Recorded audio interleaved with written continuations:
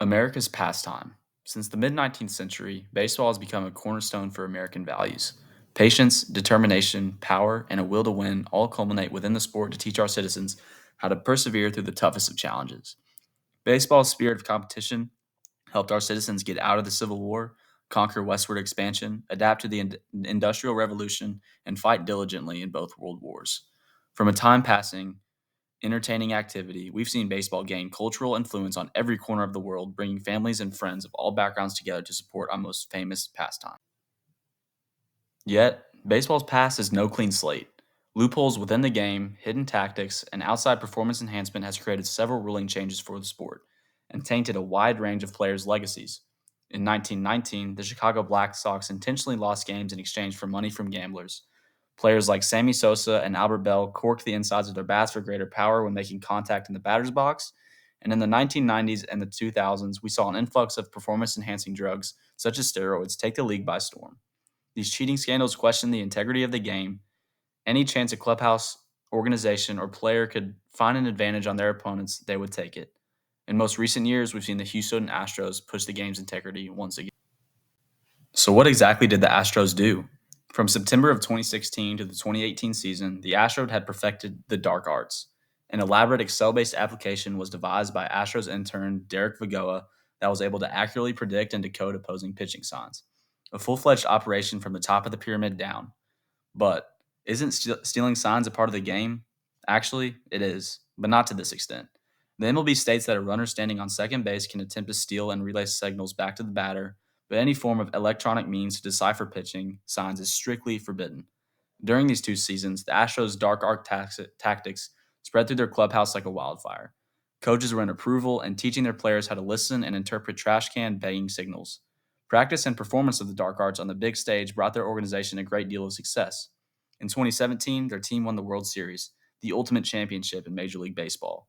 They won their division in both 2017 and 2018, making it to the American League Championship Series in 2018. Each season, they posted some of, if not, the best regular season home record or best regular season record throughout the MLB. In their World Series run against the Dodgers, they hit 15 home runs in the span of 7 games, a feat that can only be seen with suspicion. Opposing teams were questioning their success and ability to bat at this level of precision, but their scandal was not blown open by an opposition. A whistleblower from their own organization blew the situation to light. In 2019, former Astros pitcher Mike Fears snitched on the team in an interview published by The Athletic. This immediately opened an investigation of the Astros within the. As most people applaud Mike for putting an end to the nonsense, a lot of players actually lost respect for him. In baseball, organizations maintain a code of silence or a clubhouse code, incentivizing players, coaches, and executive officers to keep their practices within the facility. The integrity of the game can be tarnished if opposing teams figure out each other's strategies, but in this case, breaking the clubhouse code was necessary. After the investigation, the MLB found full evidence of the Astros' cheating tactics, suspending manager Hitch and general manager Lunau. On top of these suspensions, a $5 million fine was placed on the Astros, and their first and second round picks of the 2020 and 2021 season were stripped. In addition, their World Series win is widely considered as fraudulent from all fans from all over the world, despite never being stripped by them. How would our great philosophical schools of thought view the scandal? After researching the situation and recalling what we've learned this semester, voluntary collectivism and ethical egoism would have great reactions. What is voluntary collectivism? This school of thought is a system of shared ownership and decision making based on a group with shared interests. We see voluntary collectivism in families, clubs, religious sects, and we definitely see it in the Houston Astros. I'd like to touch on the clubhouse code and the code of silence again. These are held closely within the confines of the organization. The secrecy within these organizations can lead to great ideas and forms of improvement, but it can lead to various cheating scandals as we've seen in the past. With the Astros and many other clubhouses, they don't expect for whistleblowers to come to light and blow open their situation, but not one team is perfectly immune to this. The Astros displayed voluntary collectivism because they base their decisions on the interests of their shared organization. In their front office, we see the owner/chairman, a multitude of senior vice presidents, general vice presidents, executive and administrative assistants, and a paralegal and a legal specialist. On the field, their players, coaches, assistants, and more. Without a doubt in my mind, the perfection of the dark arts spread like a wildfire within their front office and the dugout.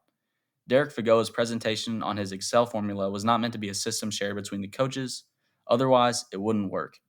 Players must have known the trash banging signals and the awareness of what was going on to even benefit from the algorithm. They all had to mutually agree to participate despite knowing the rules they were violating. What is ethical egoism? It is a theory that the right action is the one that promotes the most favorable balance of good over evil for oneself. Often confused with being selfish, but ethical egoism actually relies within an internal debate of decisions and how much good they would provide for themselves slash a shared group over the evil of it. When Derek Vagoa presented his dark arts formula, his intentions were to give the Astros a significant advantage over their opponents. He viewed his creation as good over evil for himself, but when you're dealing with an organization like a baseball clubhouse, everyone has to be on board in order for it to work, changing oneself to ourselves.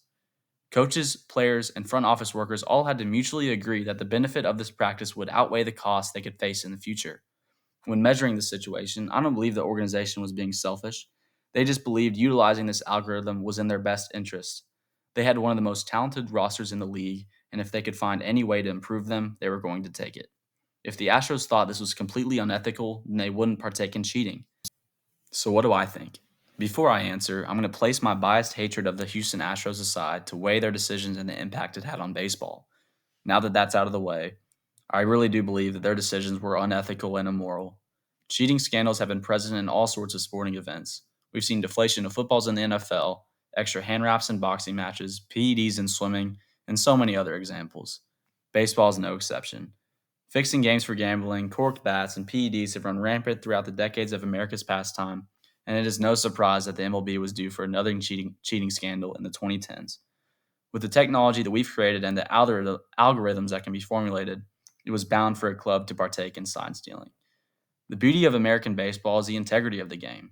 Sure, that integrity has been pushed to its limits, but we've seen a great deal of backlash and repercussions for those who test it. Sporting events were created to endure the spirit of competition. When defining competition, it is the act of competing, rivalry for supremacy, a prize, etc. Clubhouses have a civic duty to ensure their organization keeps the spirit of competition, and that spirit of competition is why baseball was created. When clubs gives their team a disproportionate advantage, then we see a decrease in the love for the game, a decrease in the love for competition. According to science, hitting a baseball in the MLB is the single hardest mechanic to perform in sports. A culmination of reaction time, speed, power, hand-eye coordination, and precision all play a role in a player's ability to hit a ball. The average pitch gives a batter 150 milliseconds to decide to swing or not, with only 10 milliseconds in which the ball is designated in the hitting zone. The shape of the bat and the ball also call for extreme precision, as a miss of 1/5 of an inch off the sweet spot can result in a foul ball or a ground out right back to the pitcher. When the Astros perfected the dark arts, they gave their batters an incredible advantage. Understanding what pitch is being thrown your way takes the reaction time out of the equation. When defining reaction time, it is how quickly you can respond to unpredictable scenarios. If you can predict your scenario, then you know how to respond ahead of time. Despite still having to perform the incredibly difficult act of making contact with the ball, this predictable nature of pitching allowed for the Astros to have way too large of an advantage. If their actions were moral, then we wouldn't see such a widespread hatred for this organization and petitions to have their title stripped. Keep the spirit of competition alive and don't make decisions like this if you want to be respected within the Major League Baseball Association.